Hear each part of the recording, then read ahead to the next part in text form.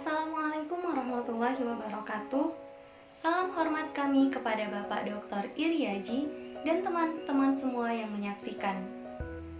Saya Iis Hanani dan rekan saya Akim Amral Hukmi serta Dian Triwulandari dalam video presentasi kali ini akan menjelaskan tentang analisis kritis aliran filsafat pendidikan. Dalam hal ini, kami akan memfokuskan pada penjelasan aliran positivisme, aliran progresivisme, dan aliran pragmatisme. Berikut video presentasi dari kelompok kami.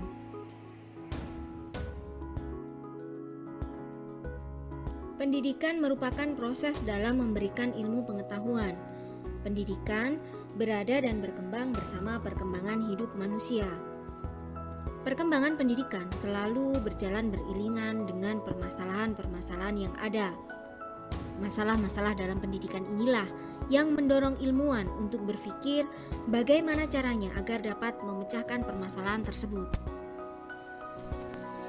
Hal inilah yang membuktikan bahwa kehadiran ilmu filsafat berfungsi untuk memecahkan permasalahan yang dihadapi, sehingga pendidikan mampu bergerak maju dan berkembang. Dalam presentasi kali ini, ada 4 pokok bahasan yang akan kami kemukakan. Yang pertama, konsep dasar aliran filsafat pendidikan. Yang kedua, tokoh-tokoh dalam aliran filsafat. Yang ketiga, karakteristik dan prinsip aliran filsafat. Dan yang keempat, implikasi aliran filsafat dalam pendidikan. Teman-teman, selama ini kita sepakat bahwa pendidikan menjadi salah satu jalan untuk melahirkan manusia yang cerdas dan cendekia. Hal ini sejalan dengan tujuan pemerintah Indonesia yang termaktub dalam Undang-Undang Negara Indonesia yang berbunyi bahwa negara Indonesia bertujuan mencerdaskan kehidupan bangsa. Ilmu filsafat pendidikan memiliki peranan yang penting dalam pengembangan ilmu pendidikan. Aliran dalam ilmu filsafat bermacam-macam, berkembang sesuai dengan perkembangan zaman. Di antaranya ada aliran positivisme, pragmatisme, dan progresivisme. Teman-teman, mari kita simak penjelasannya untuk lebih jelasnya melalui slide-slide berikut. Filsafat pendidikan terdiri dari beberapa macam aliran yang akan terus berkembang di sepanjang masa. Pada setiap aliran filsafat pendidikan tentunya memiliki pandangan yang berbeda-beda dalam memandang arti pendidikan dan dalam memandang perkembangan manusia. Dalam hal ini, peserta didik. Hal ini berdasarkan atas faktor dasar yang dijadikan sebagai pijakan bagi pemikiran tersebut. Aliran positivisme. Positivisme berasal dari kata positif. Kata positif di sini sama artinya dengan faktual, yaitu apa yang berdasarkan fakta-fakta yang ada. Menurut positivisme, pengetahuan kita tidak pernah boleh melebihi dari fakta-fakta yang ada. Ilmu pengetahuan empiris menjadi contoh dalam bidang pengetahuan. Dalam pandangan aliran filsafat positivisme, maka filsafat harus meniru dan meneladani contoh ilmu pengetahuan yang sudah ada tersebut. Positivisme menekankan suatu kebenaran dalam fakta empiris visual. Sesuatu dapat dianggap benar apabila ditemukan dalam fakta-fakta yang nyata, yang kemudian bisa ditangkap oleh panca indera manusia.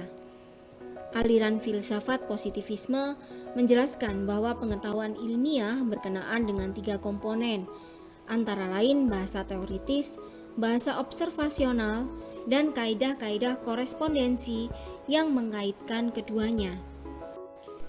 Aliran pragmatisme. Pragmatisme berasal dari kata pragma dari bahasa Yunani yang berarti tindakan, perbuatan.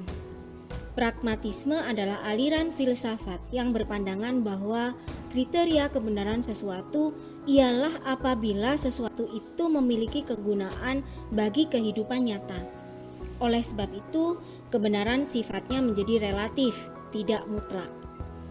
Dari pengertian tersebut dapat dikatakan bahwa pragmatisme adalah aliran yang mengajarkan bahwa yang benar ialah apa yang dapat memberikan bukti bahwa dirinya benar dengan sebab akibat yang bermanfaat praktis. Pragmatisme menjelaskan bahwa sesuatu berada di atas pengetahuan itu sendiri. Maka dari itu, utilitas atau kegunaan beserta kemampuan perwujudan nyata adalah hal-hal yang mempunyai kedudukan utama di sekitar pengetahuan mengenai sesuatu itu. Pragmatisme memandang realita sebagai suatu progres dalam waktu yang berarti orang yang mengetahui mempunyai peranan untuk menciptakan atau mengembangkan hal-hal yang diketahui. Aliran progresivisme. Progresivisme merupakan teori yang muncul dalam reaksi terhadap pendidikan tradisional yang selalu menekankan kepada metode formal dalam pengajarannya. Progresivisme disebut sebagai instrumentalisme, eksperimental, atau environmentalisme. Disebut instrumentalisme karena aliran ini beranggapan bahwa potensi atau kemampuan intelijensi manusia dapat digunakan sebagai alat untuk hidup, untuk mensejahterakan, dan untuk mengembangkan kepribadian. Dinamakan dengan eksperimental atau empirik karena aliran tersebut menyadari dan mempraktekkan asas eksperimen untuk menguji kebenaran suatu teori. Progresivisme juga disebut dengan environmentalisme karena aliran ini menganggap bahwa lingkungan hidup ini memiliki pengaruh pembinaan kepribadian seseorang. Pada dasarnya, dalam aliran progresivisme menekankan beberapa prinsip antara lain: 1. Proses pendidikan berawal dan berakhir pada peserta didik. 2. Peserta didik adalah sesuatu yang aktif, bukan sesuatu yang pasif. Ketiga, peran guru hanya sebagai fasilitator, pembimbing, dan pengarah. 4.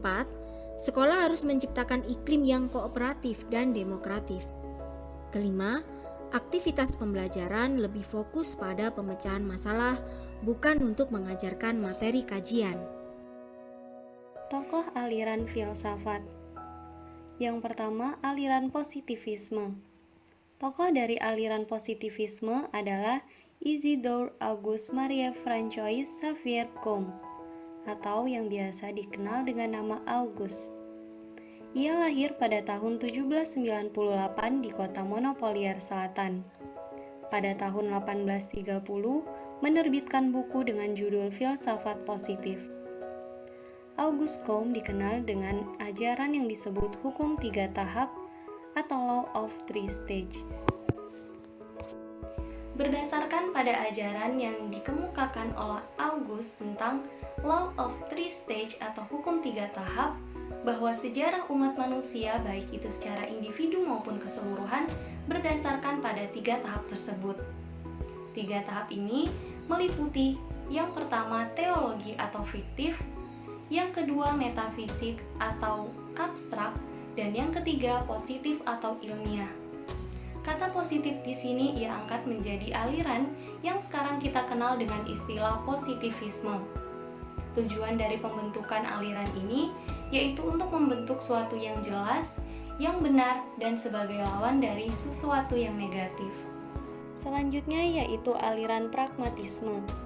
Tokoh dari aliran pragmatisme adalah Charles Sanders Peirce. Ia lahir pada tanggal 10 September 1839 di Cambridge, Massachusetts, Amerika Serikat. Dalam bidang filsafat ilmu, Charles dikenal sebagai perintis dan tokoh utama aliran filsafat pragmatisme. Peirce juga termaksud salah satu pionir dalam logika matematika abad ke-19. Ia adalah seorang ilmuwan praktisi ahli geodesi, astronomi, dan kimia. Sebagian besar epistemologi yang disampaikan oleh Peirce berdasarkan pada logikanya, sehingga epistemologi ini dikelompokkan dalam epistemologi modern atau kontemporer. Pragmatisme dinilai sebagai aliran filsafat yang masuk ke dalam kategori teori kebenaran. Dan kebenaran menurut Peirce dibagi menjadi 2, yaitu kebenaran transendental dan kebenaran kompleks. Selanjutnya yaitu aliran progresivisme. Tokoh dari aliran progresivisme adalah William James. Ia lahir pada tanggal 11 Januari 1842. Ia merupakan filsuf dan pendidik pertama yang menawarkan kursus psikologi di Amerika Serikat. Ia juga seorang pemikir terkemuka di akhir abad ke-19 dan disebut sebagai Bapak Psikologi Amerika. Karakteristik dan prinsip aliran filsafat positivisme. Positivisme adalah suatu aliran yang menolak aktivitas yang berkaitan dengan metafisik. Tidak mengenal adanya spekulasi, semua didasarkan pada data empiris. Karakter dan prinsip dari aliran filsafat positivisme yang pertama yaitu menolak adanya spekulasi teoritis sebagai suatu sarana untuk memperoleh pengetahuan. Yang kedua, fokus pada hukum sebab akibat. Karakteristik dan prinsip aliran filsafat pragmatisme. Pragmatisme adalah pokok filsafat pragmatik dan menentukan nilai pengetahuan berdasarkan kegunaan praktisnya. Adapun karakteristik dan prinsip, yang pertama pusat perhatian pada hal-hal yang dapat dijangkau oleh indera. Yang kedua, memandang bahwa semua kebenaran yang dapat dipercaya adalah berdasarkan apa yang dapat dijangkau oleh indera. Yang ketiga, keyakinan dan kepercayaan berdasar pada pengalaman manusia. Di luar dari pengalaman manusia tidak ada kebenaran. Yang keempat, tidak mempercayai sebuah istilah hukum alam. Yang kelima, menekan pada konsep progres. Yang ketujuh, menggunakan pengetahuan untuk memecahkan masalah sehari-hari. Dan yang terakhir, pendidikan mengarah pada pelatihan kemampuan berpikir. Karakteristik dan prinsip aliran progresivisme. Aliran filsafat progresivisme telah memberikan sumbangan yang besar di dunia pendidikan pada abad ke-20. Adapun karakteristik dan prinsipnya, yang pertama tidak menyetujui pendidikan otoriter, yang kedua menitik beratkan pada manfaat hidup praktis, yang ketiga, nilai-nilai yang dianut bersifat dinamis dan selalu mengalami perubahan. Yang keempat, menekan pada konsep progres. Dan yang terakhir, percaya terhadap kekuatan alamiah manusia. Karakteristik dan prinsip aliran progresivisme. Aliran filsafat progresivisme telah memberikan sumbangan yang besar di dunia pendidikan pada abad ke-20. Adapun karakteristik dan prinsipnya, yang pertama, tidak menyetujui pendidikan otoriter. Yang kedua, menitik beratkan pada manfaat hidup praktis. Yang ketiga, nilai-nilai yang dianut bersifat dinamis dan selalu mengalami perubahan. Yang keempat, menekan pada konsep progres. Dan yang terakhir, percaya terhadap kekuatan alamiah manusia. Selanjutnya, kami akan membahas mengenai implikasi aliran filsafat, baik filsafat positivisme, filsafat pragmatisme, dan filsafat progresivisme dalam pendidikan. Nah, berikut penjelasannya. Implikasi aliran filsafat dalam pendidikan. Dunia pendidikan saat ini telah mengalami perkembangan. Perkembangan pendidikan beriringan dengan beberapa permasalahan yang dialaminya. Sehingga, banyak ilmuwan yang ingin mengatasi hal ini dengan menghubungkan aliran-aliran filsafat. Implementasi dari aliran filsafat ini bertujuan untuk memudahkan pendidikan dalam proses menuju tujuan pendidikan yang diharapkan. Yang pertama adalah positivisme. Menurut Kamus Besar Bahasa Indonesia, positivisme berarti aliran filsafat yang beranggapan bahwa pengetahuan itu semata-mata berdasarkan pengalaman dan ilmu yang pasti. Positivisme sebagai usaha mengembangkan ilmu pengetahuan yang berkesatuan, berkelanjutan, pula pada studi-studi tentang ilmu pengetahuan empiris sebagai gejala spesifik tersendiri. Artinya, bahwa kurikulum tersebut merupakan hasil dari dasar pengalaman para guru di lapangan dan bukan berdasarkan sebuah penelitian yang sistematis terhadap kebutuhan siswa. Asumsinya adalah bahwa yang diharapkan pemerintah bukan bagaimana menciptakan siswa yang bisa mandiri dan berkreasi, melainkan untuk mengisi peluang bekerja. Selanjutnya adalah implikasi aliran pragmatisme. Pragmatisme menempatkan kebutuhan dan minatnya siswa sebagai sesuatu yang sentral. mata pelajaran seharusnya dipilih dengan berpedoman pada kebutuhan siswa. Menurut pragmatisme, metode pendidikan adalah upaya menanamkan suatu disiplin tetapi bukan otoritas. Metode pendidikan seharusnya berpusat pada memberi siswa banyak kebebasan memilih dalam mencari-cari situasi belajar berpengalaman yang akan menjadi paling bermakna baginya. Guru menurut pragmatisme bukanlah guru dalam pengertian tradisional, yakni ia bukan seseorang yang tahu apa yang dibutuhkan siswa di masa yang depan dan oleh karenanya mempunyai fungsi memberi, menanamkan seperangkat pengetahuan esensial kepada siswa. Yang terakhir adalah implikasi aliran progresivisme.